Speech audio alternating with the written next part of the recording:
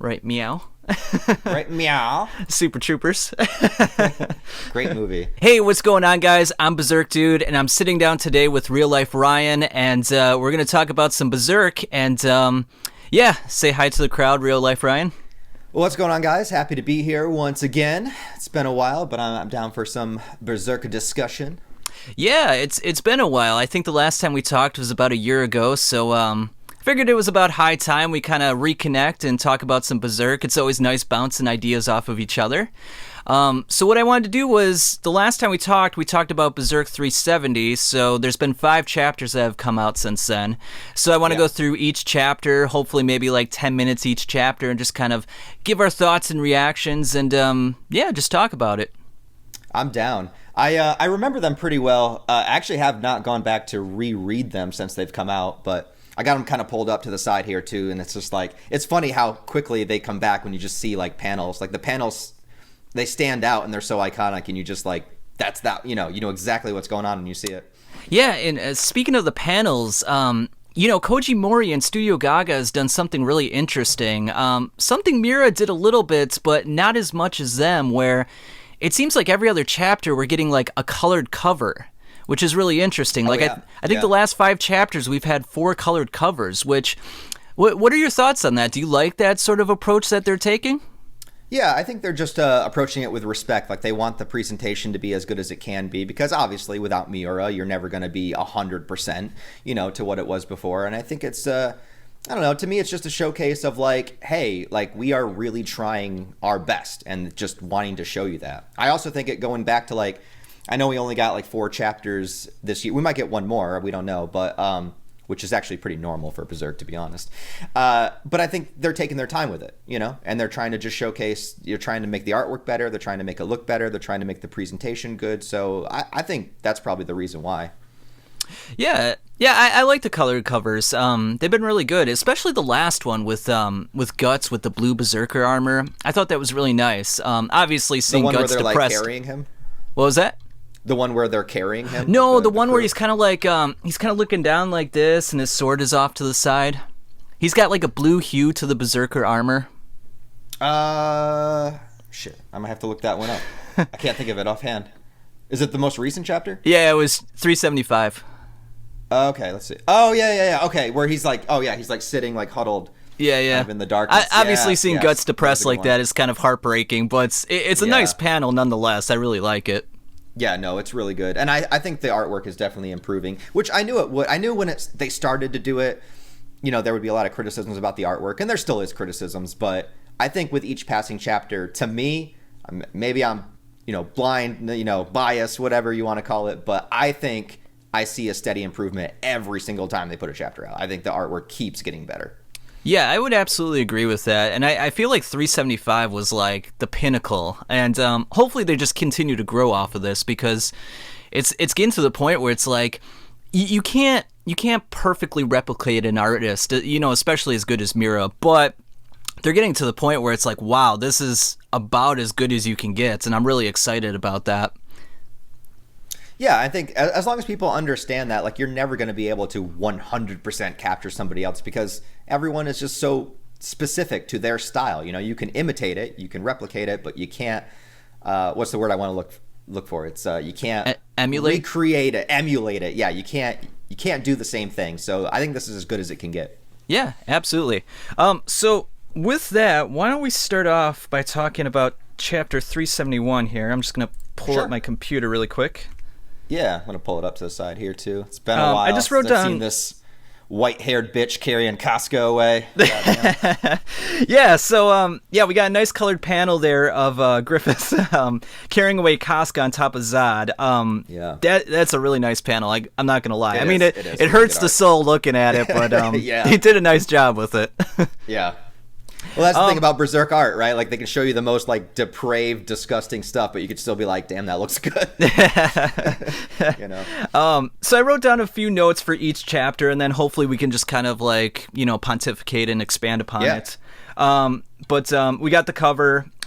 Guts locks himself in a storage area and begins to think about that everything they've been doing since the eclipse was for nothing. You know, he's been killing apostle after apostle, Snake Baron, Count, Mosgus, and yet he's no closer to Casca. Like he was right about there. You know, they retrieved her memory, you know, with the help of Donin, but you know, she couldn't really talk to Guts. You know, she had that traumatic episode, and then it was all snatched away. And it's like, well, what the hell have I been doing all this time? So. Yeah. I mean, it was such a heartbreaking moment because it's like, man, you know, especially with how things were drawn out with Mira, you know, it was 3 or 4 years for Guts, but it was like 20 years for the fandom. And to see Guts get that close and then it's all ripped away was just like, wow. How can they do it time and time again? Yeah, it's crazy. One of the most depressing moments to me, I saw it reposted on Twitter today. It's actually before this chapter. It's like right before this chapter when the Moonlight Boy was on the island, and Guts tells the boy to like go play with Casca, and he kind of like watches him from a distance. And it just like is that moment where it's like he's done so much, he's come so far, he's done everything for Casca, and he can't even get close. You know what I mean? Like he has to watch them from a distance. And so to see Casca get taken away like this, like after he's come so far, you're like 90% there, and then it just gets all ripped away. Yeah, and it is tragic, and I think that's why it makes sense for Guts to be in this state in the manga right now. You know what I mean? I know it can feel like it takes forever because the chapters take a while to come out, and people want to see Guts get back up on his feet. But I think it's important to put him through this right now. You know what I mean? Like he's gone through all kinds of emotions. He's gone through rage and anguish and everything, and I think now is just a time for, you know, he has to experience this, right? He has to like let it out. He has to like let it happen. Unfortunately, you know. Yeah, well, and it's a stark difference from like his normal demeanor because like after the eclipse, he became very extroverted. It was, you know, he was very coarse in his demeanor, and he was very ruthless, and he would just kill without any sort of, you know, he had that war declaration. He was like, "I declare war." He had no inhibitions. It was just like free reign over everything. And now it's almost become sort of the opposite, where he's become withdrawn into himself, and he's just become very almost stuck in the mud, if you will. And it's like it's such a stark difference from what he was. I mean, it's weird in a way. It is. Yeah. And I think the reason for that is just seeing. Like we said, how close he got to the end, you know, how far he got. I mean, he's definitely been broken before. He's been depressed before. But I feel like this is on a different level just simply because of how much he's done. Like you said, like all the apostles he's killed, the entire journey, getting to Elfhelm, you know, fighting all these different various creatures, and then having that slim hope. And now it's all just kind of torn away. And the fact that he did try to fight Griffith and couldn't do anything. So even his sword that he relied on all this time, you know, I know people point out the panel where like it looks like a strand of hair was like cut off and stuff, which could be true. Like the sword could be doing like, but that's the difference. You know what I mean? Like that's the difference in power. Like you're able to harm one of his hairs, but you couldn't harm like his actual body. So it's just like, to me, it's just that feeling of useless. Like you feel useless. He's not, obviously, because we know how capable he is. But like from what he's feeling as a character, I can imagine it's just like even the one thing I'm good at didn't even work. You know. So. Now, there was an interesting conversation being had back when that chapter came out. That Guts was almost more. He was more sad about his sword failing him in a way than he was about Casca leaving him. It almost seemed like Casca was a secondary thought. It was just like he was thinking about his sword in remembrance, like we had so many good times together and now you're betraying me like this. Like how did you feel about that? Did you feel like he almost kind of shoved Casca to the side, or was it more so like he's been with his sword since birth? You know, you had that moment where he was cradling the sword as a kid, and it's like that's what he's had all his life. Like Casca's very important. She's been there like a couple years, but the sword has been there the whole time. Yeah, I don't think it's like in relation to Casca as much as it is just like that is the one thing that he is been able to rely on since his childhood. Like, it was literally his comfort blanket was a sword. Like, that's how fucked up his life is. You know, it's like, that's the one thing he's always had. It's always been able to bail him out when the flashbacks when he was a child, when the wolves attacked him, you know, he was able to pick up the sword and fight back. He was the only person able to pick up the Dragon Slayer and actually wield it. Like, it's just been that thing that no matter what happens, this is the thing I can rely on, which is also why I think it's interesting that in the Eclipse, he does not have his sword. You know what I mean? Like, he picks up a sword at one point, but it's not his sword. I always thought that was interesting that in the Eclipse, he doesn't have his sword. And I think that's like him being vulnerable. Like, that's his vulnerability, right? So it's like one thing that he relies on, he wasn't able to use. Yeah, didn't it break in half at one point? So I remember he was holding like the hilt of the sword, and it was kind of just like a little bit of the sword itself, and then he had the apostle horn.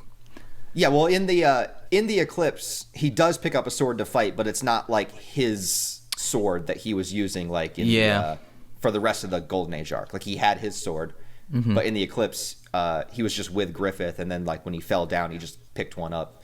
So it's just kind of like, I just feel like it's that security blanket, you know, that he lost. And like, it's so sad, man. I'm looking at like a picture of Guts like crying on my monitor here. I'm like, God damn.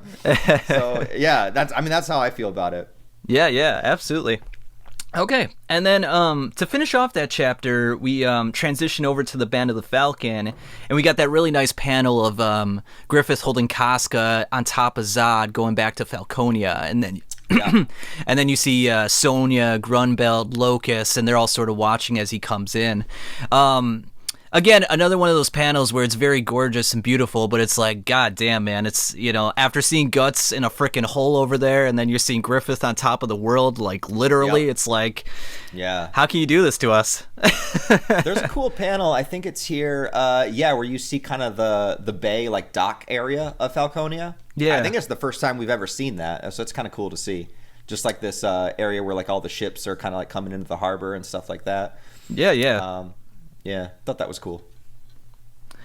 And then I was kind of surprised. We still haven't seen this played out yet, but we still haven't seen Sonya's reaction to Griffith holding Casca. I mean, we know that Sonya's got a little bit of a crush on him. You know, she always gets jealous when she sees Griffith with Charlotte. So I would imagine she probably wouldn't have been too happy seeing Griffith holding Casca like that. I just wish we would have saw maybe some sort of reaction by this point. Maybe they're saving it for a later point. I don't know what you think about that. They are. Yeah, like, I always thought it would be interesting. I think you had this idea also, if Sonya, out of every character that, you know, is on Griffith's side, would be the most interesting one to switch sides. If she, like, somehow found out, like, the truth about him, or, like, because she has that clairvoyancy, you know, she can kind of see things and think telepathically and stuff. So if she was somehow able to tap in to, like, Casca's memories and see the eclipse from Casca's perspective, like, would that change Sonya's, you know, opinion of Griffith? I don't know, but I always imagined they would have those two characters meet, and they just haven't done it yet. So I would imagine that Sonya would be, like, naturally curious of, like, who is this woman and why did Griffith bring her here, and, like, probably go off to try to talk to Casca.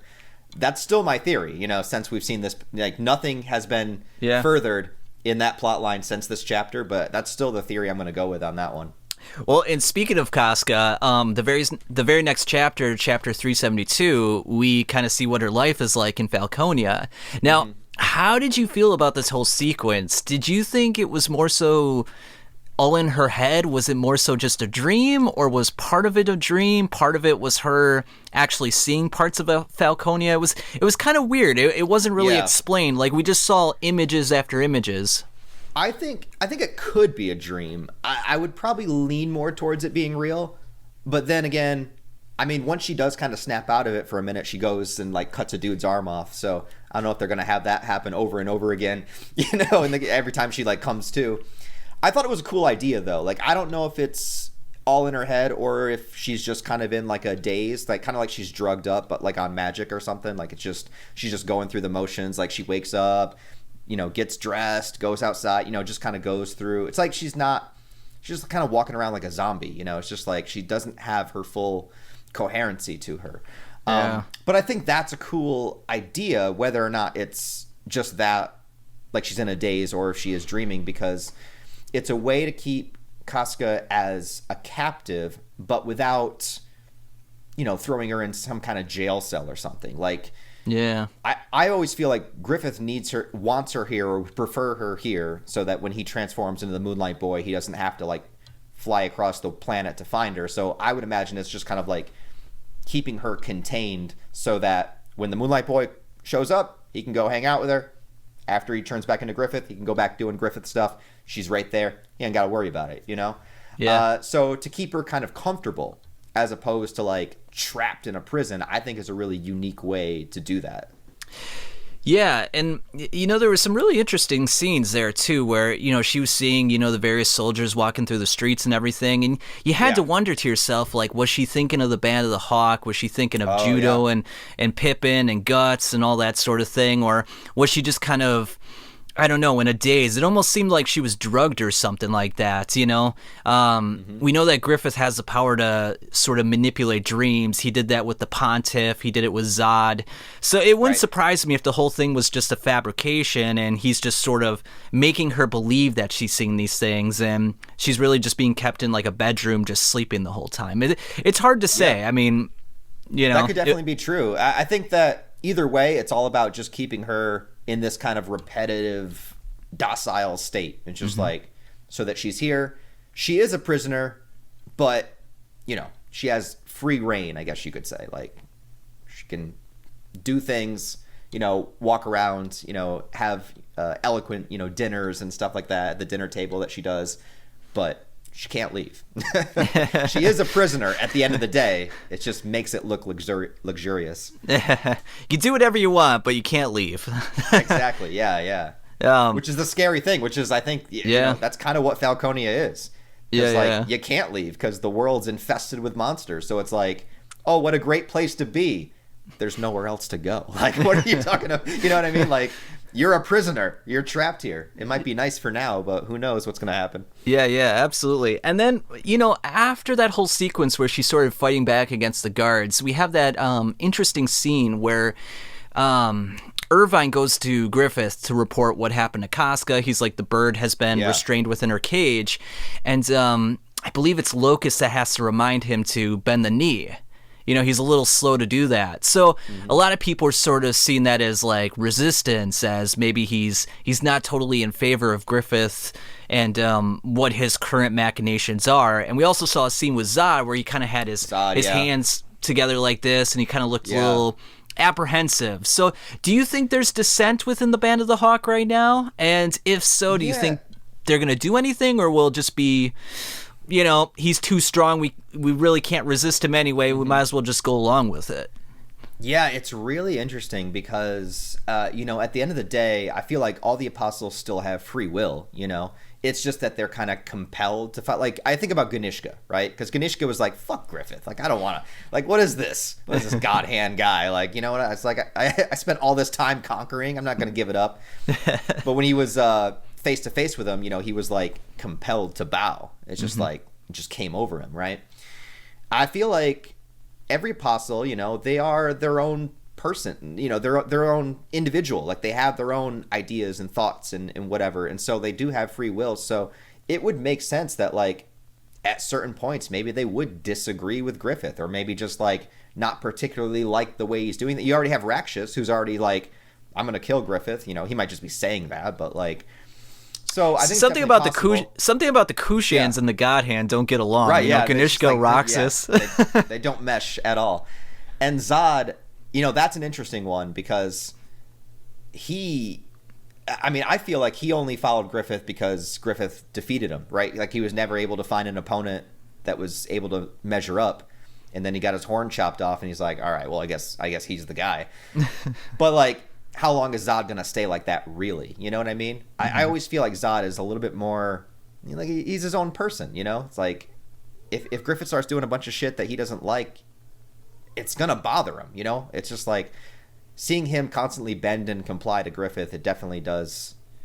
I don't want to say take something away from Zod, but you want to see, you want to see Zod be a badass. You don't want him to see him be a butler for Griffith. You know what I mean? Yeah, it's kind of a weird, I don't know.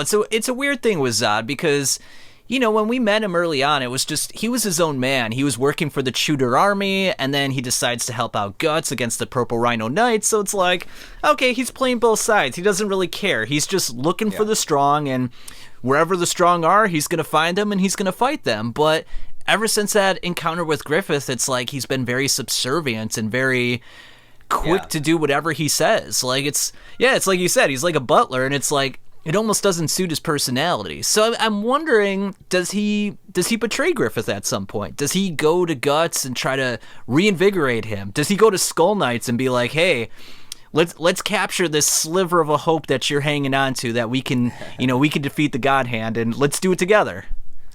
I just thought about how funny and badass it would be if Zod is the one to get Guts out of his slump. If Zod's just like, stand the fuck up, throws him a sword. I think that it's a possibility that we might see Zod and maybe other apostles turn against him at some point. It would be interesting, because if we're leading towards a big final battle, we'll get to the most recent chapter, but we have all those Kushans that we saw. Guts has his party. They have some strong members. If they got some apostles on their side too, maybe not against a God Hand, but like at least evens the playing field against like the armies a bit, Mm-hmm. Yeah, absolutely.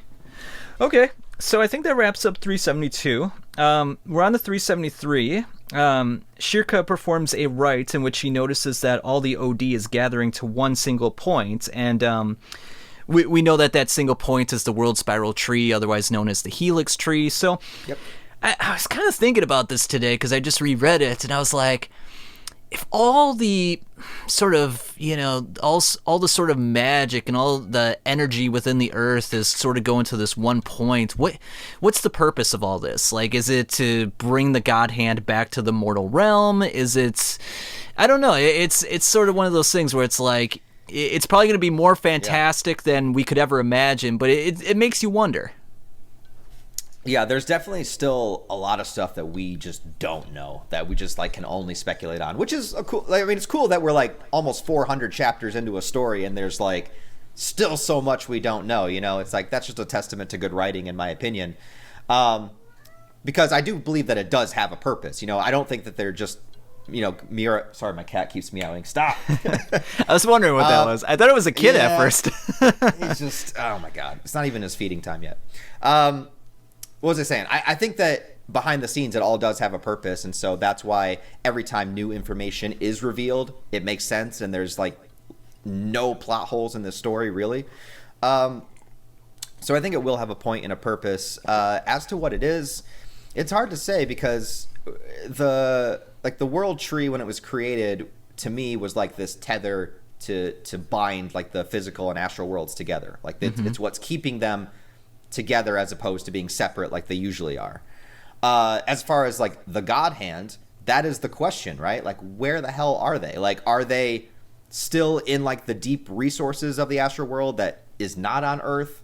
Are they on Earth somewhere and they're just like doing their own thing? Like, I have no idea, I forget what your original question was, but I'll go with in the direction of like, when it comes to Griffith and the God Hand, there's like a lot of theories that have always been out there of like, will Griffith betray them, or like, is he following their plan or whatever?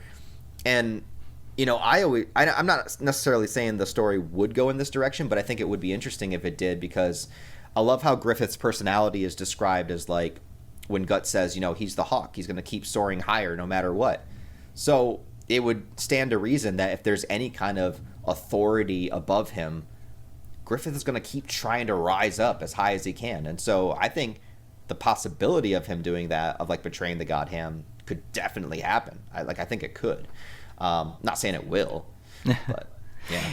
Yeah, the more I think about it, like, you're familiar with Yu Yu Hakusho, right? Absolutely. Absolutely. Look who I'm talking to here. Jam. Yeah. How dare I question you? But do you remember Chapter Black, where Sensui was trying to open up the portal between the demon realm and the physical realm? It almost reminds me of that with the World Spiral Tree, where it almost seems like maybe, because we know that like smaller creatures like in Quithoth, that overlapping region with the physical can sort of exist, but the God Hand maybe just can't get through. maybe that's what he's trying to do. Maybe he's trying to sort of like open up the portal in a way where the God Hand can get through it. And then who knows at that point? Does he want to take down the God Hand so that he's the preeminent God Hand member and the number one guy? We know in Chapter 83 he met the idea of evil, which would be sort of the supreme being over everyone. Does he want to take him down at some point? Or him, it, her, who knows? Yeah. But I don't know. I mean, it's hard to say. I mean, is he trying to transcend the God Hand? Does he want to become more than the God Hand and become something different altogether? Right. I mean, who knows? I mean, we know there's... I can't remember. I think it was like Donan or maybe it was Flora was saying that, like, you know, the astral realm, there's these good and these bad energies in there. You know, like you got, for example, you got the elves and then you got the apostles. So maybe Griffith is sort of trying to meld them together into something new, whereas he's feeding off of this demon dark energy, and maybe he's gonna combine it with the light energy and become something even greater. I don't know. It's hard to say. There's so many directions it could go, and I'm excited to find out what it is. And apparently, you know, Miura has had this thing planned for years, so they say. You know, so the interviews say. So I can't wait to see what direction it does go and all come together, and then I hope, like, collectively as a fandom, we can all just be like, that makes so much sense. Like, that's perfect. Like, it all just comes together. I don't know what that thing is, but I just hope that moment happens. I want to see this, like, reinvigoration in everybody just being like, duh, like, why did none of us think of this? You know what I mean? I hope that happens. As a brief aside, I think we probably talked about this last year, but how many more chapters do you think are sort of in the formula at this point? Do you think they have like a fixed number, like we're gonna hit 500, or is it gonna be like 450, or do you think they're... So don't quote me on, because I don't want to say this and be wrong, but I could have sworn I recently saw like a quote from one of the Studio Gaga members saying that they're going to work on Berserk like over the next like 10 years. Oh wow. I don't know if that's 100% correct. Somebody fact check me. But if that is true, if they think it's going to take 10 years to complete, not only will it take 40 years in its entirety to finish, but if they continue on the pace of like 4 to 5 chapters per year, I mean, that means that we're only about like 50 chapters away from the end, which is crazy to think about, because that's not really a lot. I mean, it is a lot, but it's not at the same time. That would be like 5 more volumes. You know what I mean? Yeah. Well, like, I mean, if you think about it, like the Golden Age arc was 90 some chapters. So I mean, that's half an arc, really. So I mean, it's not that much when you think about it.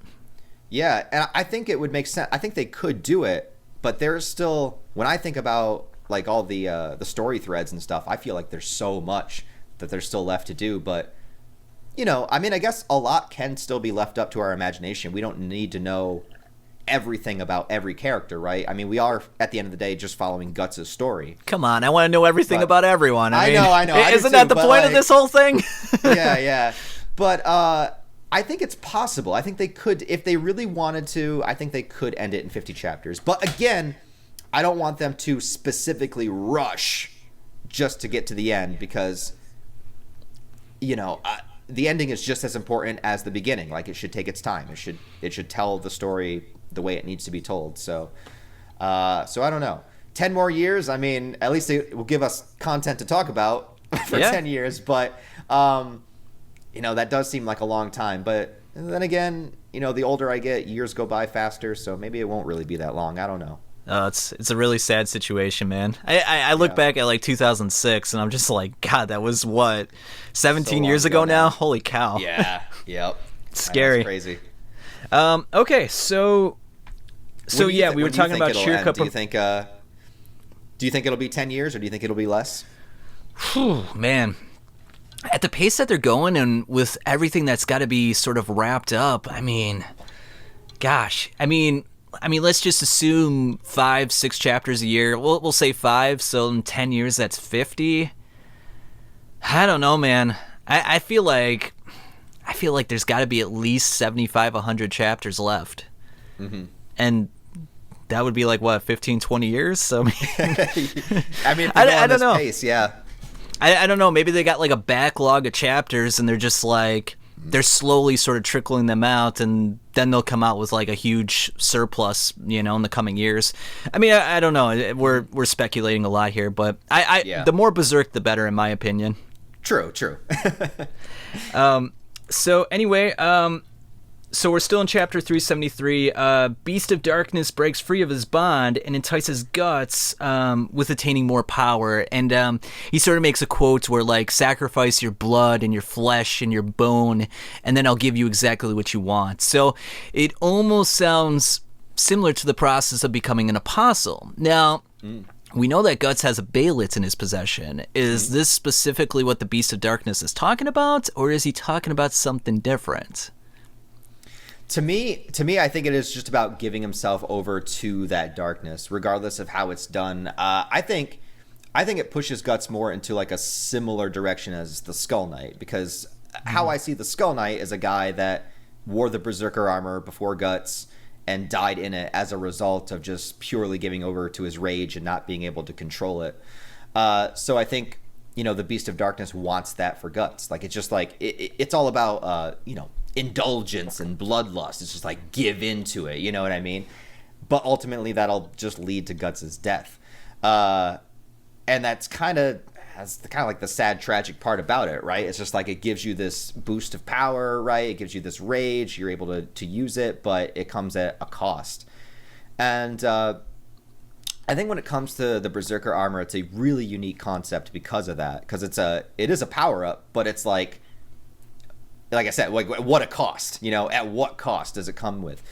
And Guts has been able to manage the control of it multiple times, but usually with the help of, like, Shurikei, right? Like, when, even though I don't really like the design where it goes into, like, the Batman Guts, where he's got, like, the helmet. You don't like that? Not really, no. Oh, man. But anyway, I like the concept of it. Okay.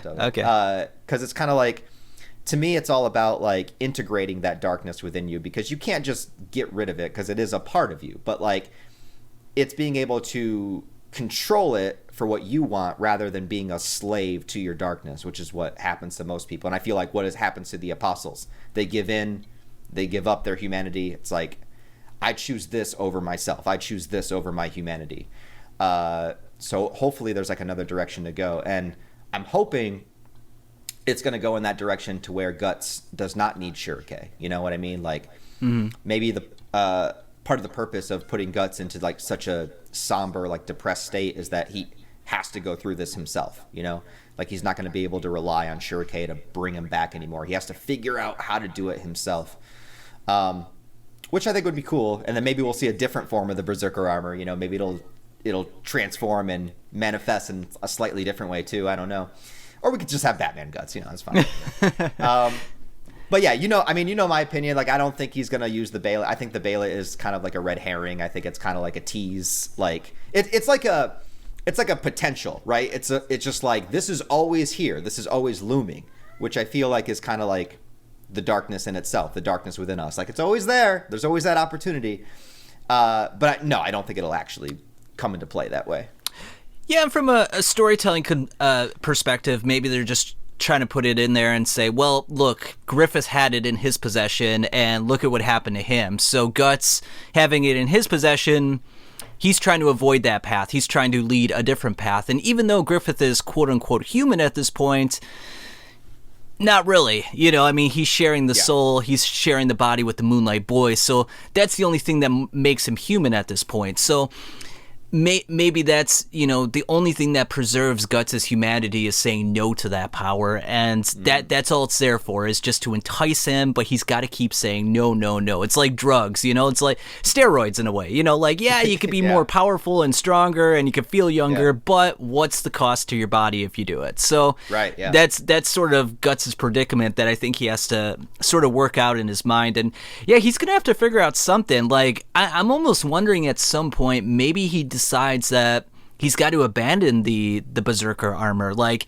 yes, it's this great potential, it holds all this power, but the risk is almost getting too great at this point. And yes, he has a very strong will. He can say no to most things, and he leads his own path, he carves his own way, but maybe that power is just so great where it's like no man can say no to it after a period of time. Yeah, I think that would be interesting. If they did do something like that, where he had to like relinquish the armor or something. I always remember the chapter with the Moonlight Boy. He like puts on the armor. The Moonlight Boy like puts on the chest plate or whatever and starts to like run away. Yeah. And it's a cute little moment. But I was always thinking in the back of my mind, like, maybe he's actually like trying to take the dangerous thing away from his dad. Like, maybe it's not a cute.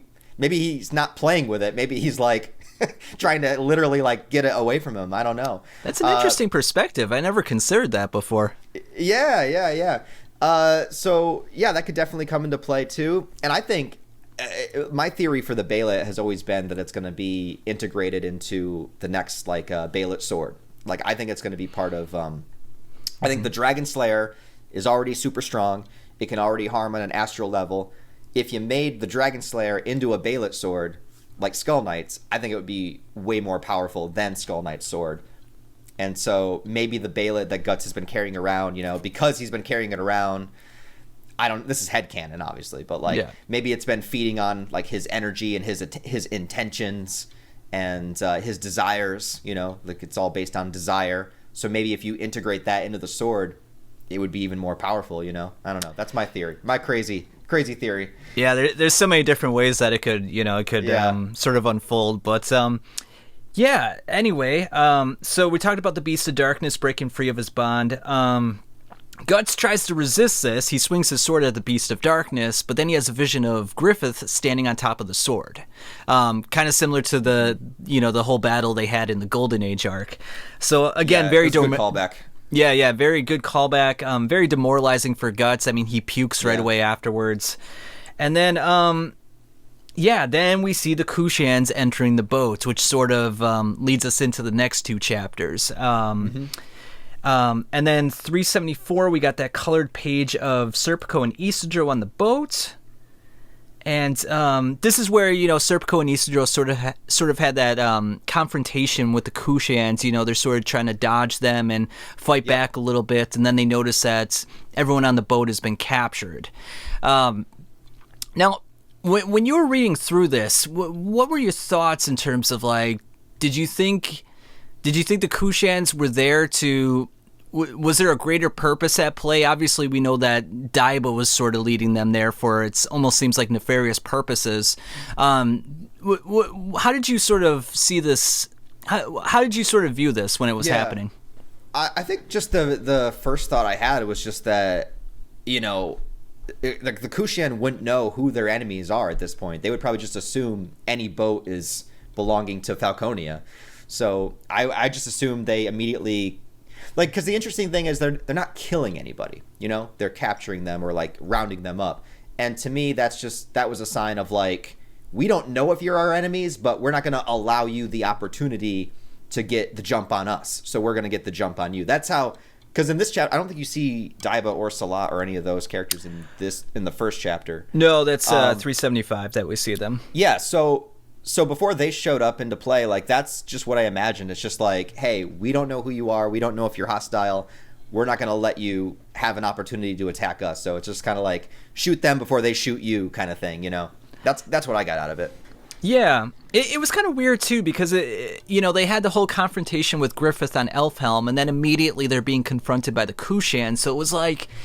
What exactly is going on here? Like, why do the Kushans know that this boat is out here? Like, were they led here by Griffith? Like, or did they just sort of see something off in the distance? We know now that, it was all the machinations of Daiba. He had this prophecy that there would be this boat out here. But it was... Right. It was leading to a lot of questions in my head. I'm like, why are they out here? What exactly is going on here? Yeah, I don't know. I think I just assumed, because we don't really know how long this boat trip has been going on. I think I just assumed they probably just wound up too close to the Kushans, and the Kushans were like, nah, son. Like, we're not going to allow this over here. And then... But then Rickert shows up at the end. Yeah, Rickert shows up at the end. That's, obviously the big reveal of the chapter.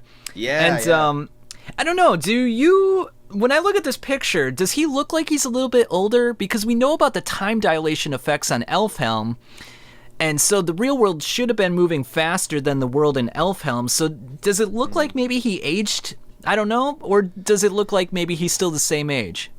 I think maybe a little bit, but not like super significant. Okay. Like, maybe a year later at best, but I wouldn't say any further than that. Like yeah. If it was. Because the way they made it sound, especially like with the PCAF story, it was like decades could go by in like just a moment. And it's like... Yeah, one of the things I'm still confused on is that because before they go into Elfhelm, they're warned, hey, don't stay there too long because, time moves differently, yada yada. But then when the Moonlight Boy went there, it seems like he was there for multiple days. So it seemed like it was actually like the opposite of the PCAF story. Yeah. Where like not much time moved on the outside, but in Elfhelm, it was like multiple days. Instead of, wait, did I get that right? Or did I reverse it? Whatever the opposite is. Dracula, will you stop being a... Well, yeah, because the Moonlight Boy only goes there for one night on the full moon, so he's only supposed to be there for, what, max 12 hours? And he was there for a couple days. We saw it was the daytime in Elfhelm, and he was helping out with, like, the chores and hanging out with Casca. Yeah, we see him in daytime and nighttime. Playing with Guts. So if it was only the full moon, it would only be, right, like for the night.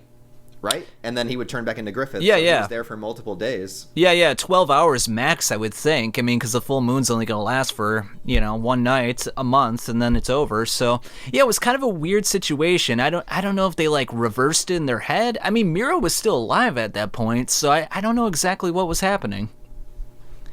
I guess we just have to... Yet to be explained in some way. If it is a reverse, that might be interesting, because it's like... how stories get told and retold and mistold over time, like the telephone game kind of stuff. So maybe the Peacock story was opposite. But then again, that would kind of take away the moral lesson of the Peacock story. So I don't know. well, what's weird about the Peacock story too is that, or not that, but like the King Geiseric story is that, apparently, we assume that Skull Knight was King Geiseric at some point. So that happened about 1,000 years ago. Now, if that's true, and Gedfring remembers Skull Knight from the time that he was still King Geiseric, it would support that whole notion of the PCAF story that the outside world is going much faster than the world where, all the mages are. So it makes sense from all the context clues, but then, like, when we actually saw it play out, it was like, wait a minute, what's going on here? I don't know. It still is weird, and like they definitely should address it at some point. Like, I hope they will. I hope it's not something that ends up being ignored, because it doesn't really make a whole lot of sense. Yeah. And then finally, we're on chapter 375. That one just recently came out, and we got that colored page that we were talking about of Guts with the Berserker armor with the blue hue. Yep. And Daiba, it seems, has orchestrated this whole effort in restraining Guts. Now, after I read this chapter, I started to sort of think about Daiba, and, I always had an indifferent feeling about Daiba. I was like, okay, well, he seems like a good guy in some instances, but then when you look back at some of his actions... he's actually pretty horrible. I mean, he makes Griffith look like a nice guy. I mean, he created... Which one are you referring to? Which moment of him? We know that he created the man-made Baelit. We saw that he chained together all the apostles, and he created a vat in which they would rip open women, take the fetus out, turn it into a member of the Daca, and then use the amniotic fluid for like the chamber itself. So it was like, I mean, that's not holy shit, man. And we saw how many women were being held captive, like when Laban went to save all these women. So it's like, how many women did he brutalize, and how many children did he turn into demons? Because we saw at Virtanis Harbor there were thousands of Daca there. So it's like, damn, dude, you are awful. That's definitely that's a red flag. just a little bit, I mean, I understand Griffith, what he did to the Band of the Hawk and Casca. I mean, he can never be forgiven for that. But in comparison, I mean, when you sort of weigh things out, it's like, well, I mean, Daiba's not that great either. That was pretty brutal. And then he he was using the Pishasha, the animal familiars like the crocodiles and the tigers as like weapons against, Guts' party and the various people at Virtanis Harbor. So he's basically manipulating animals, he's brutalizing women and children, and then it was his man-made Beyblades that created Shiva. So, and we know from Ganishka's past story when he was growing up that the person that gave him the Beyblades in the first place was none other than Daiba himself. So Daiba sort of propagated this whole Ganishka Shiva thing, and he created the Daka, and it's just like, man, this guy is a piece of shit. Like, I know he saved Erica when Roxas was attacking, and he gave, like, Luca and the other prostitutes some gold, like, oh, thanks for taking care of me, but, like, that seems like a very small little gesture in comparison to everything he's done. Yeah, I guess that is something I had not considered. I guess I should not give him the benefit of the doubt, but like I would always think did he do that because Ganishka was like forcing him to or telling him to, or is he just kind of like, hey, what would be great for you if I did this? I don't know. There is an interesting piece of dialogue too when he's fighting Guts that after he loses that battle, he's like, my dream doesn't end here. I will get my magical empire. And it was such an interesting parallel to him and Griffith, where it's like they're both going after their empire, their kingdoms, and they're going to do anything it takes. Like, literally anything it takes. Griffith's going to sacrifice the Band of the Hawk and rape Casca, and Daiba's going to brutalize women and, create the greatest monster ever seen in the world in Shiva. It's just... It almost seems like when you're blinded by your ambition that you become a monster, and maybe that's it's sort of warning against that, where it's like, yes, you should have goals, you should have a purpose in life, but it shouldn't dominate your life. Yeah, at the expense of either innocent lives or people that you care about. Yeah. So because of that, do you think that Daiba has like a darker like purpose for Guts? Like, are you saying like he might, like, maybe like other characters have maybe tried to skew or push Guts in a particular direction, like maybe like Skull Knight has wanted him as kind of like a companion? Do you think Daiba has some sort of like ulterior motive for Guts then? So I think so, because it seems like from everything that we were given in terms of like the context clues that he was manipulating Ganishka. He gave him the Beylit, he created the demon army, he created the man-made Beylit.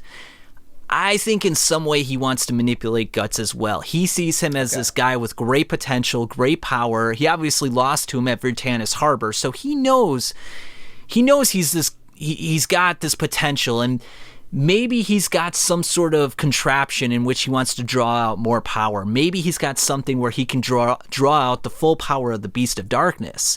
I had that whole speculative idea that Skull Knight and Zod were one person at one point, King Geyserich, and then their personalities split from each other.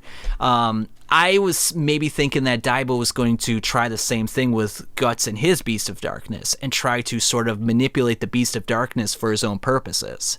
Because I would imagine that if Daiba wants his own magical empire, that means he doesn't like Griffith and he wants to take down his empire. So he's got to figure out a way to defeat a member of the God Hand. And I don't think he's powerful enough as a sorcerer to do that, but I think he might think that Guts is. Now, does he do that? Or does he maybe realize that Guts has a Beylit in his possession and he sort of entices him to use it? Or does he created his own man-made Beylit. Maybe he knows how to harness these Beylits. Maybe he knows how to extract power from them and give Guts a power-up in a way. It would be interesting if Daiba had some kind of like ulterior motive here. And if he does kind of like know how to harness the power of the Beylit or something like that. I mean, It's kind of up in the air right now in the story, like how Beylits are even working right now. Can someone still become an apostle at this point? Because like the God Hand, are they separated? Are they together? Like it's still kind of weird. It's still kind of up in the air. But if you do go in that direction, I mean, the location that he takes them, there certainly is a lot of Kushin there to sacrifice. You know what I mean? If he cares about them. So, I mean, yeah, it's potential. I don't know. I haven't really thought about that, so I don't have anything really good to say on it, but it would be an interesting direction to just see like more characters with hidden motives and kind of like, you know, if he was orchestrating Ganishka behind the scenes a little bit more, that would be interesting to kind of play out. Because Ganishka was really just kind of like a panicked, like he just didn't want to lose his power. You know what I mean? He was just kind of like anxiety ridden about like somebody to take it from him. So to have that kind of person with a better head on his shoulders, kind of like a hand of the king kind of thing, like Daiba is being like steering him in a direction. Yeah, I know. I think that could be interesting. Yeah, definitely. Yeah, so we'll see how that plays out. I mean, it's a possibility. I mean, maybe I'm completely wrong, and maybe Daiba is, you know, become altruistic, and he's going to help out Guts, and he's got no ill intentions. You're right in that, like, I don't think he's a good person, right? He might be against Griffith, but, you know, morality is always very gray in Berserk, and Daiba's definitely more on the side towards black, for sure.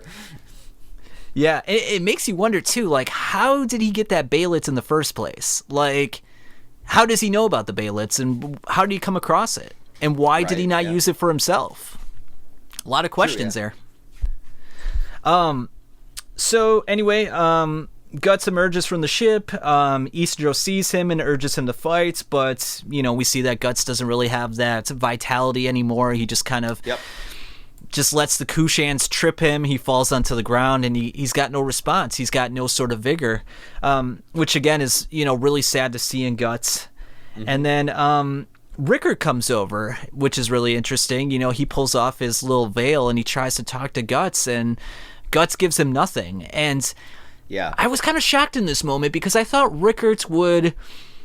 there would be more emotion flowing from him. I thought, you know, there might be a tear in his eye, like, Guts, it's been so long since I've seen you, but he was just kind of like, I don't know, maybe he looked at Guts and he's like, this is not the person I remember, like, I can't even drum up any feelings for him.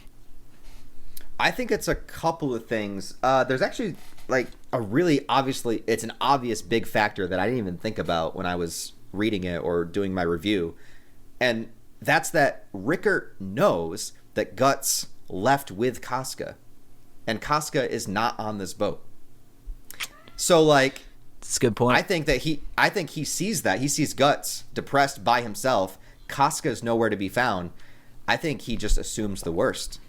I think he assumes that Casca didn't make it, that she died, that he could be thinking that she was taken by Griffith or something, like, and I think the silence might be something with that, because, like, he doesn't want to say anything, because, like, and I really wish I would have thought of this when I first read the chapter, but, like, there's an image at the end where they're, like, on the boat. It's, like, towards the end of the chapter, and he's, like, Rickert's sitting and staring at Guts, and he just has this look on his face, and, like, to me, I think it just symbolizes, like, he knows something happened to Casca, but he doesn't want to ask, and he knows that Guts' reaction is probably, or Guts' current state is probably, like, in response to that.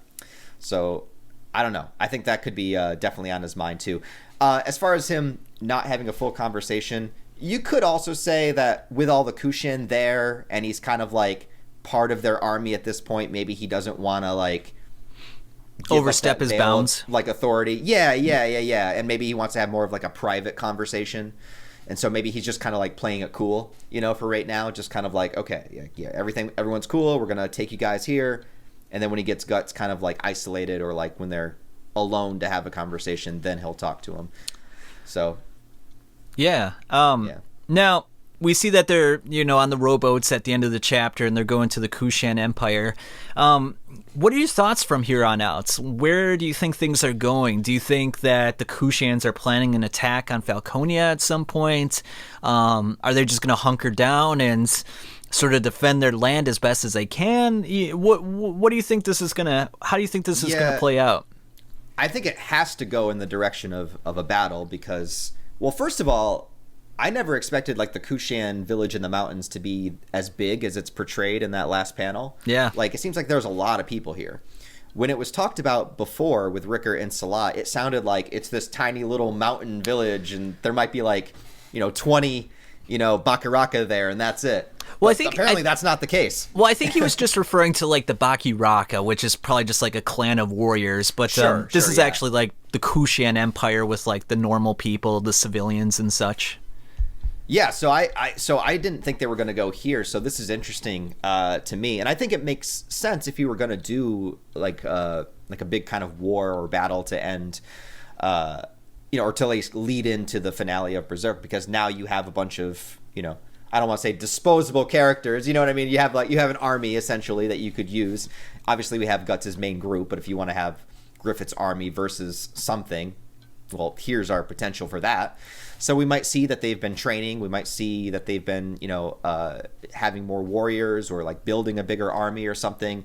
Daiba obviously has magic on his side, so maybe there's been something going on with that too. I think it could definitely lead into that direction. And then when you combine Guts' crew with this crew, I like that it's just coming together. Like, it's cool to see Rickert meet Guts' party, because it's wild to think how important of a character Rickert is, and he's never met Isidro, he's never met Farnese, he's never met Shurike. It's just crazy to see them in the same scene together, in the same moment. So yeah, I think it's definitely going to build to like having a battle, whether or not that battle will happen in Falconia or if Griffith is coming to them, because he did say something about going to the west, so whatever that means, or the east. The east, yeah, so whatever that means. I mean, I don't know, maybe he's coming here. That would be weird, but it could happen, So I think it's going to go in that direction. It kind of has a very similar vibe to like Game of Thrones, where like, everyone was separate for so long, and then, in the final couple of seasons, everyone's like making alliances with each other, and you're seeing people you would never expect with other people. It's like Rickert's with the Baki Raka and the Kushans, and now he's seeing Roderick and Isidro and Serpico and Farnese. It's a weird combination, and that gives it all the more feeling that it's building towards a finale. Like we are cohesing all of these characters, all of these storylines. Even Casca coming to Falconia and Sonya seeing her, like it's just like all of these pieces are kind of coming together, and I can't wait to see it like explode. Did you ever think when they were on Elfhelm in chapter they were still there by like 364, that like a couple chapters later Casca would be in Falconia, and then Guts would be going to the Kushan Empire? Like, yeah, it's wild, man. It's wild. I had a completely different, like, I knew that like Elfhelm would be destroyed, but like I didn't think it would go down the way that it did. So I was definitely surprised by just like Griffith transforms, shit hits the fan, fucking 5 chapters later, the island's gone, Casca's gone. It's crazy, man. I like it a lot. You know what I mean? Like, I like the continuation a lot, and I think sometimes it's hard as fans because it takes so long before chapters come out. But I think if you read all these chapters back to back, I think it, because people were saying when they were in Elfhelm, like, oh, nothing's happening, it's taking too long, yada yada. And then Griffith shows up, all that goes down, and they're like, that happened so fast, like, what's going on? It's like, and now it's like Guts is depressed, and they're like, oh, it's taking so long, yada yada. I guarantee you, like, the moment action starts happening in the chapters again, they'll be like, I wish they took their time before they got to this. You know what I mean?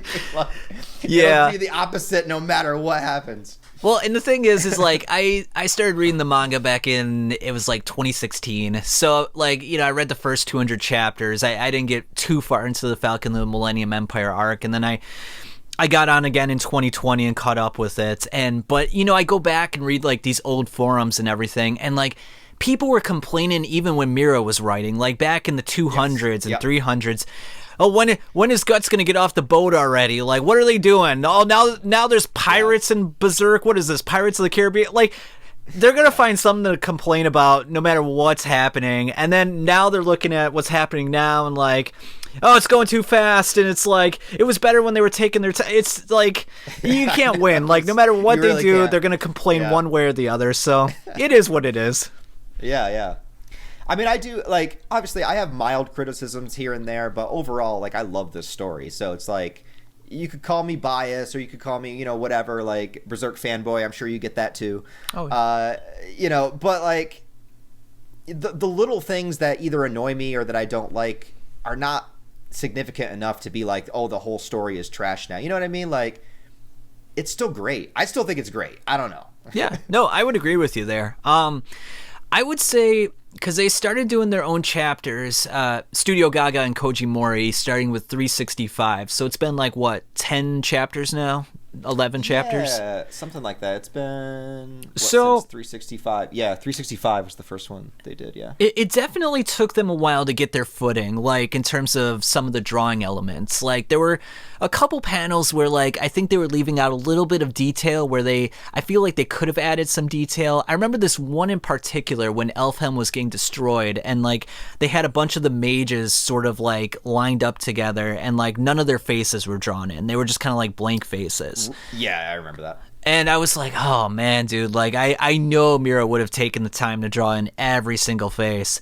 So I remember being like, it's really good. It's, you know, it's an 8, 9 out of 10, but you know, it's just not that 10 out of 10 that Mira would have made.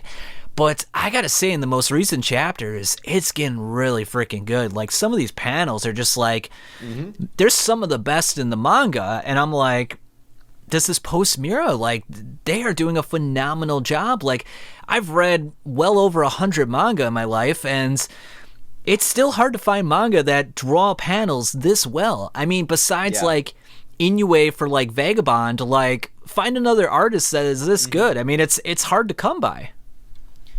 Yeah, and I think that, you know, I'm okay with them taking time. Like obviously I would love a chapter every month, but I'm okay with like 5 chapters a year, 6 chapters a year if they take their time with it and make the artwork as good as they can, because you know, it's always been kind of like a spectacle. You want that moment where you turn the page and you see this like double page spread of just this landscape, or like, you know, Zod. Like one of my favorite panels is Zod transforming when Guts is about to fight him. On the Hill of Swords. Hill of Swords, yeah. Page yeah, like take your time with stuff like that. Like make it feel like an event. Make it feel magical. Like every time you see, like turn the page and you're just like, whoa. You know, I'd rather that than get a chapter every month and the art is like okay, or like you said, they don't draw the faces completely or something. Like don't do that. Like take your time, give me a chapter every 3 months and then make it amazing. Yeah, and you have to wonder too, like if some of that is like maybe the studio is sort of pushing them, like, hey, let's speed up the release of these chapters, and they felt like at first like, oh, hey, we just got to listen to what they're saying, what they're telling us, and we just got to push these things out. And maybe they saw the pushback from the fandom, and maybe they're like, you know what? No, we're going to take our time. We're not going to be following these strict deadlines anymore. We're going to get it done when it's done, and it's going to be done correctly. And it seems like a lot of those, I'm not going to say mistakes, but just, you know, minor things that weren't being taken care of, that weren't the closest attention wasn't being paid to is now being taken care of in the right way. And I just think it's really turning out nicely, and I hope they continue this sort of quality and they continue improving upon it. And I think it's going to be a fantastic product at the end of the day. I mean, Berserk is still 10 out of 10 in my book, and I think if they do this right and Koji Mori's got that story in his head, like, you know, he's got it written down on the back of his hand, I feel like it could be done, you know, with great flair, and I think it could be one of the greatest manga ever told. I mean, it's that freaking good. I do think so, yeah. I even put it beyond, like, even beyond manga, like, it's my favorite story, like, of anything I've ever read, like, anything I've read, any movie I've watched, any TV show I've watched. Like, I just does everything so perfectly, like, and I don't know how to describe it. It just really, it like transcends everything else for me, you know. I remember when I was first reading it, I had this moment, because Rurouni Kenshin has been my favorite manga since I ever knew what manga was. Like ever since I was like 15, that was like my favorite manga. Okay. I remember having this moment where I was reading Berserk, and like I had to have this conversation with myself, and I was just like, I never thought anything would ever top this for me, but like Berserk is the best. Like I have to admit it. Like I have to admit to myself it is the best, and it just like had that moment where it's like it crowned the top #1 spot. And I just don't think anything is ever gonna. I'm never gonna have that moment again. I'm never gonna have that moment again where I'm reading something and I'm like, "Is this better than Berserk?" It won't happen. Like I guarantee you, it won't happen. Like there's no way. Berserk popped your cherry. It did. I was just like, "This is the best," like hands down. No, I absolutely agree with you in that regard. Yeah. And it's weird in a way, because I can enjoy other manga. Like I'm currently reading Slam Dunk right now, and fantastic manga. I absolutely love it. But you know, I read stories like this that are considered classics, and nothing gives me that feeling like Berserk. Like, there's artwork out there that's just as good as Berserk, and there's stories out there that are just as good, but there's something about that combination of, the symbolic elements and the story that's being told and the artwork, just everything sort of coalesces so nicely that it's just like, I don't want to say it's perfection, but it's as close as perfection as you can get in my regard. And everything hits the way it's supposed to. And it's like every character has a specific journey and a specific arc that just makes sense. And I think that because Berserk is not afraid to tackle like really raw, honest subjects, it does it in like a dark fantasy setting. But I think one of the things that really makes it stand out is like Berserk's not afraid to go there. And I don't just mean like, show like a rape scene for shock value. I mean like, let's talk about it. Like let's talk about like how dark humanity can get, and then let's talk about how you recover from that. But we're just going to do it in a setting that's got sword fighting and demons and fantasy, but it talks about like raw, real shit. And to me, I think that makes it stand out, because I think a lot of writers are afraid. I think a lot of people don't, because obviously the more that you do stuff like that, the more niche it makes it, the harder it is for people to get into.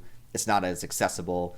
You can't really sell it to like a mainstream PG-13 audience, But I think I always have a very high level of respect for writers that just tell the story they want to tell in the way that they want to tell it. And they don't care about, what's the word I'm looking for? Like tiptoeing around things. Does that make sense? Yeah, they don't care about the modern ideals of society, I guess you could say. There's certain hot topic issues that it's like, you can't talk about that. We can't discuss that. And that's the thing. I think I watched a little bit of your video where you were talking about how like a lot of people avoid Berserk. Especially there was that Twitter outrage about like the rape scenes in Berserk, and there was a lot of backlash, and you could tell that those type of people are just looking at the images and they're not actually reading the story itself, because exactly. If they did, they would see that it's not in there for shock value. Casca getting raped by Griffith is not there for shock value, because you see the consequences of what it does to her as a character. She becomes a child afterwards. She is psychologically broken, and you see what it does to Guts as well. I mean, how many hundreds of chapters has he been fighting against Griffith, trying to get him back for what he did in that one moment? And you could see how the course of his life is absolutely altered by it. You could see how Casca was just turned into a completely different person because of it, and in a way almost blamed herself and shut herself off from society. And that the way it was portrayed was so well done, where I feel like other media may have taken that situation and made it cliche in a way where like Casca becomes like the badass, and then like chops off Griffith's head and is like, well, take that, you rapist, you know what I mean? Like, right. No, it's not about that. It's about dealing with these tough situations and trying to find a way to sort of get past it, finding some sort of meaning beyond the tragedy. And it's not easy, and it takes years upon years to actually heal those wounds. And that's real life in a way. And I think that's why it connects with so many people, even though it's talking about egregious topics that many people don't go through in their lives. It still feels very real. And it's like, wow, like, I could only imagine what I would do in a situation like that. I would probably feel exactly like Guts feels, or like perhaps women who read the manga say, man, I couldn't imagine what Casca was feeling in that moment. Like, it touches you in so many ways that I don't think other manga touch you. Other mangas sometimes feel almost superficial, where it's like, these characters are just, they're just the machinations of someone's thoughts. They're not real, but like, or they're just archetypes that do, like what the shonen protagonist should do. It's just like they follow the same kind of formula.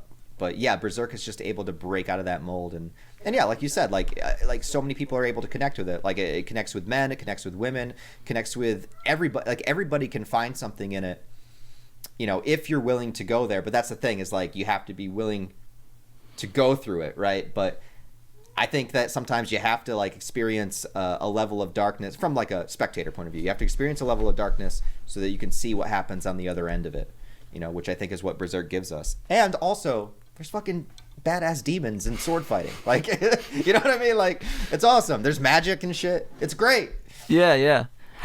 And that's the great thing about it too, is that like even when Guts is getting more and more powerful, like you see that each battle takes a pound of flesh out of him. You know, like the battle with Rosine, like how he you know, he kills all the cocoons and he's got like entrails and blood all over him, and he's just going absolutely berserk at that point. Oh, he said it, berserk. Yeah. But no, it's just like, at what cost? You know, we talked about the cost of your ambitions, you know, the cost of revenge as well. Like, it's a life lesson in a way. It's like, yeah, you might get slighted in life, and it's very easy to sort of hate on people, but is it worth it in the end? Like, what are you sacrificing to get that revenge? I mean, are you sacrificing a part of yourself that you might never get back? Might you turn into a person that is evil and dark, and maybe look in the mirror and you're like, what have I become? I mean, that's always a possibility in life. That's why the Lost Children chapters that you mentioned work so well, because it's like, yes, it's incredibly badass and it pumps you up to see it, but when you read it, what makes you so scared is you're like, what is going to become of Guts? Like, this is crazy. Like, he is literally like at apostle level without being an apostle. Like, he's just hit that level of darkness. So it makes it exciting to read, because you're just like, holy fuck, this man's unstoppable. But then you're like, at what cost? You know what I mean? So it's just like, that's what makes it so good. Yeah. It's amazing in so many ways. You know, that I think that one video that you made, why did Guts clap demon cheeks? And you explained it so I know it was a little bit of a clickbaity, but like it was actually really well done, because you were talking about why why he would give into this temptation, and it's because he was so broken at that point, and you know, he just didn't care. You know, he was like, fuck it. Like, he's at a point where it's like life seems like everything is going against him. He doesn't care anymore, and he's just giving into very destructive tendencies that you could see any human give into. Like, if you feel like, you know, you lost your job and now your mortgage can't get paid, and you're just like, fuck it, I'll just drink until I die or something, or, you know, it's a warning against these sort of vices. And I think the way that it's pulled off is just really well done, and it gives you life lessons. Whereas other manga, it's just like, it's cool to look at and they're exciting stories, but like it's not really applicable to like what's going on in your everyday life. Yeah, I mean, the story begins with Guts at his lowest point, you know, and it's because we see all those skeletons in his closet, we see all the worst things he's ever done, that makes us want to root for him, because we know that he's trying his damnedest to try to turn things around, you know? And so when you see him be able to be with his companions, you know, and actually like find some kind of semblance of joy, you're just like, it just makes it matter that much more. Like when Guts is on the beach, you know, and he sees Casca playing in the water and stuff like that, you're just like, God damn, this man's earned this, you know? Like he's earned this moment. And I don't know, some stories don't push their characters far enough. You know, I don't like stories that just maintain a status quo and never develop their characters. You know, it's like, I think that if your main character is the same person at the end of your story that they were at the beginning, I don't know. To me, that's not a story that I want to read. You know what I mean? I need to see development. I need to see them go to the darkest levels and then rise back up and fall again, and just like, you know, it needs to change. Like Black Swordsman Guts is different than Golden Age Guts. It's different than modern current Guts. You know, it's like, I need to see this variety. I need to see him go through things, you know? So that's what makes it so good to me. Yeah. I think something similar happens in like Vagabond as well. Like Musashi definitely goes through those ups and downs as well. So definitely kind of hits those same kind of beats. I remember watching the anime for Rurouni Kenshin a while ago, years ago. But how is that one? Does that have a very entertaining story with character growth? I think it does. It is definitely limited by its because it is a shonen at the end of the day, you know, so it definitely can't go as far as some places, but it definitely is a story about redemption, making amends, and like trying to find purpose. And you do go into Kenshin's past, and it does get intense for a shonen. Like, it's gory, like people are getting cut up with swords and stuff like that. You know what I mean? Came out in the 90s, so maybe they were a little bit more. Well, I guess modern shonen does kind of get, gory sometimes. But yeah, I think, especially for the time period that I experienced it, because I first read it when I was a teenager, so it was like perfect for me, But I think, yeah, it's definitely a story about redemption and just trying to, recover from a lot of horrible things you did in the past and just trying to be a better person. Yeah, I remember watching the movie back in the day, and I remember the television series was very shonen-esque, where it almost felt like a kid's show at times. But I remember the movie being really good, and it very solemn and very brutal. Didn't he have like a wife and like she got killed or something? Or I probably should put a spoiler warning in front of that. You probably watched Samurai X. That sounds right. Okay, yeah. There's a OVA called Samurai X Trust and Betrayal. It's 4 episodes long, but sometimes it's all together, so it is like a movie. So it's like 4 episodes combined, and it tells the backstory of Kenshin. And that one in particular is done in the style where it's a lot more adult. Like, it's a lot darker. There's really no humor whatsoever, and it's drawn in like a very like artistic, like that 90s style that's not shonen-esque, I guess, as we would say. And that, I think, is a masterpiece in itself. Because it is the backstory of Kenshin, but like you can watch it by itself. I mean, if you watch that first, it does spoil, a reveal in the manga, but you can watch it isolated, and it does work as like its own movie, and that's the best. I would recommend that for Kenshin fans, to see if they want to get into the series or not. I know it kind of like spoils some things, but it's just so damn good. Yeah, I remember watching the anime up to like a certain point. I want to say like episode 60 or 70, and then some people were saying online that it like diverts from the manga and it's all filler at that point. So then I watched the OVAs, I guess they were, not the movie, and that's where I stopped. But a lot of people were saying that there was like a huge chunk of the manga that wasn't covered anymore. Now, is that what's being covered in the new anime? So they're going to get to that at some point. So yeah, the final arc of the manga was never adapted into anime. It just like the original series just had so much filler. It got canceled before the manga was finished, so just never got to do it. And that's like the most important, part for Kenshin's character, because that's the one that goes into his backstory and goes into like this guy kind of comes back for vengeance against him and like makes his life absolutely living hell, and it's just crazy. Similarly to Guts currently in the manga, where he's like super depressed and can't do anything, there's a moment where Kenshin goes into like isolation, and he like wraps a chain around his sword so he can't unsheath it, and he just like waits to die. Okay. It's intense. It's been on my reading list for a while. I wanted to get to it, but I just never had the opportunity. Yeah. So the new anime is starting over from the beginning. Oh, okay. And their intention is to adapt the entire thing, but obviously we got to get there. So the first season has kind of been like the first, we haven't really gotten to the good stuff yet. It's good. I think the new anime is portraying it pretty well. It's being very faithful to the manga, but it's going to be probably 2 or 3 seasons before we get to the part that wasn't made before. Okay. Now, how does that compare to the original anime? Do you like it better or about the same? It's hard to say I like it better just because I have like a 20-year history with the 90s. It's so close to my heart. But I will say that the new series is doing a better job at adapting the manga, and the 90s version was a little bit more like censored for the time for TV. And the newer version is pretty, like there's a moment where a character like severs the heads of 4 other characters and like takes the heads away to bury them. And the original 90s, he took the whole bodies with him, which would make no sense because no person could carry 4 bodies. So in the manga, it's supposed to be he chops off their heads and takes them. In the new anime, they actually have that happen. So the new version, Dracula, stop.